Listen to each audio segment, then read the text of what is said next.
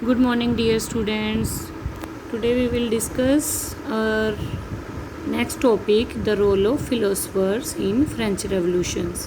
French revolution में जो philosopher का रोल था वो क्या था। अब आपको थोड़ा सा बता देती हूँ। पिछला जो हम रिवाइज़ कर लेते हैं, यानी कि फ्रेंच रेवोल्यूशन कब हुई थी? 14 जुलाई 1789 में। और किंग कौन था? लुई 16, जो कि बर्बन फैमिली से बिलोंग करता था। और क्या था वो? मोनार्की किंग था, जो कि बहुत ज़्यादा पब्लिक को परेशान करता था। इतने लोग डेप ट्रैप में फंसे हुए थे और उनके ऊपर इतने ज़्यादा टैक्स इम्पोज कर दिए गए थे। तो उन लोगों को, यानी कि उन लोगों को जागरूक करने के लिए तो फिलोसफर ने उन लोगों की सोच को बदलने के लिए, कॉमन पीपल्स की सोच को बदलने के लिए, और कौन कौन से आइडियाज़ उनके थे जिनसे वहाँ की सोसाइटी के लोगों की सोच बदल गई थी, वो क्या थी, और कौन कौन से हमारे फिलोसफर्स थे, आइए उनके बारे में डिस्कस करते हैं। अब फ्रेंच फिलोसफर्स के बारे में बात करते हैं, जो ideas of having a society based on freedom.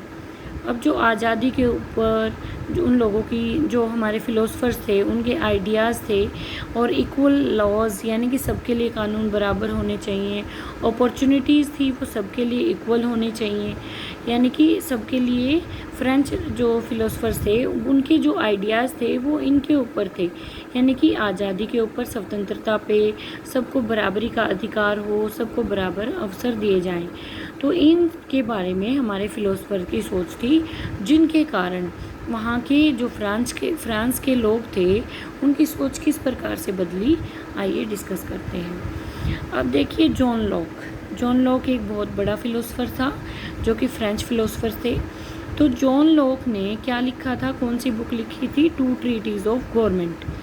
अब उनकी जो फेमस बुक थी वो थी two treatises of government. In this book he criticise the divine and absolute right of the rulers.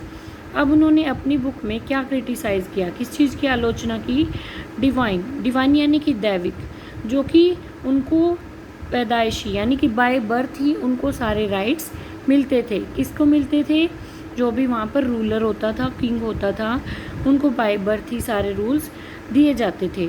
अब सारे उनको अधिकार मिलते थे, सारे राइट्स उनको मिलते थे। And absolute right of the rulers, अब उनको जो अधिकार दिए गए थे, जो उनके निरंकुश अधिकार थे, मोनार्की जो उनके राइट्स थे, वो उनको बचपन से ही मिलते थे, जन्म से ही उनको मिले हुए थे। तो उनको किसने क्रिटिसाइज़ किया? जॉन लॉक ने क्रिटिसाइज़ किया। तो उनकी क्रिटिसिज्म से लोगों की सोच बदलने के लिए उन्होंने इन जो डिवाइन और एब्सोल्यूट राइट्स के बारे में उन्होंने क्रिटिसाइज़ किया था, कि ताकि लोगों की सोच बदले और वो अपने राइट्स के लिए आवाज़ उठाएं। तो जॉन लॉक ने इसके बारे में अपनी बुक में लिखा था। अब बात करते हैं जॉन जैक रूसो। जो रूसो था, रूसो ने अपनी कौन सी बुक लिखी थी? Written his view points in his book. उन्होंने अपने विचार अपनी बुक में लिखे थे, द सोशल कॉन्ट्रैक्ट। कौन सी बुक थी जॉन रूसो की?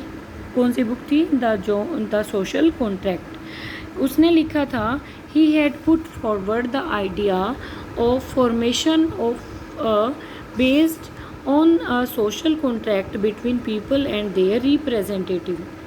अब जो जॉन रूसो थे, रूसो ने अपनी बुक सोशल कॉन्ट्रैक्ट में किसके बारे में लिखा है? उन्होंने अपने विचारों को जो आगे बढ़ाया है, यानी कि जो पब्लिक है, जो वहाँ की जनता है, समाज के लोग हैं, तो उस जनता और उसके प्रतिनिधि, यानी कि जो उनके रिप्रेजेंटेटिव हैं, उनके बीच में एक ऐसी सरकार होनी चाहिए जो कि उनको समाज को, यानी कि समाज में उनको जोड़ के रखे, यानी कि सोसाइटी के जो भी लोग हैं वो, और उनको जो रिप्रेजेंटेटिव हैं वो आपस में इस तरह से उनका कोऑर्डिनेशन हो कि वो आपस में जुड़ जाएं, और उनका जो सोशल कॉन्ट्रैक्ट हो वो बहुत अच्छा हो। किसके बीच में? यानी कि पीपल के बीच में और रिप्रेजेंटेटिव के बीच में एक सोशल कॉन्ट्रैक्ट होना चाहिए, बहुत अच्छा उनका संबंध होना चाहिए, और जिसके अनुसार वहाँ की जनता अपने प्रतिनिधियों के साथ मिलकर अपने समाज में सही प्रकार से रह सके। परंतु अगर देखा जाए तो हमने फ्रेंच रेवोल्यूशन क्यों हुई थी?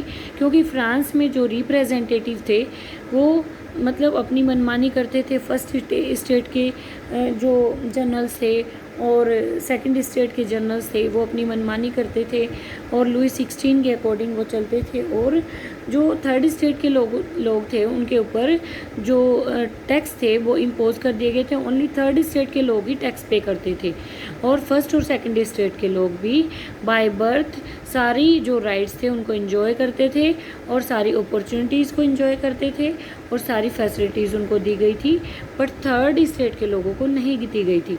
इसीलिए सोसाइटी में एक लोगों के बीच में और रिप्रेजेंटेटिव के बीच में एक सोशल कॉन्ट्रैक्ट होना चाहिए।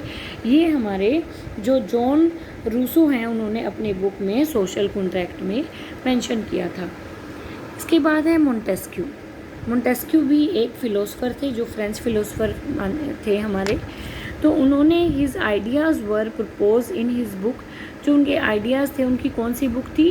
The spirit of the law. Spirit of the law Montesquieu की बुक थी। उन्होंने अपनी बुक में अपने आइडियाज़ उन्होंने रिप्रेजेंट किए थे। अकॉर्डिंग टू हिम, उनके अनुसार there should be a division of powers, यानी कि पावर का डिवीज़न होना चाहिए। कैसे? Between the three important organs.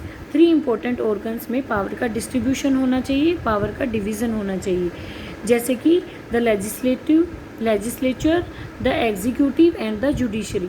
तो लेजिस्लेचर जैसे कानून बनाया जाता है, कानून इसमें एग्जीक्यूटिव में कानून जैसे इसमें लागू करते हैं, और कानून को बनाने के बाद उसकी रखवाली की जाती है, यानी कि कोई भी अगर कुछ भी अगर इनजस्टिस हो रहा है कहीं भी, तो जुडिशरी क्या है, वहाँ पर वहाँ पर न्याय दिलवाने का काम करती है। कुछ भी गलत हो रहा है उसको सही करने का काम करती है।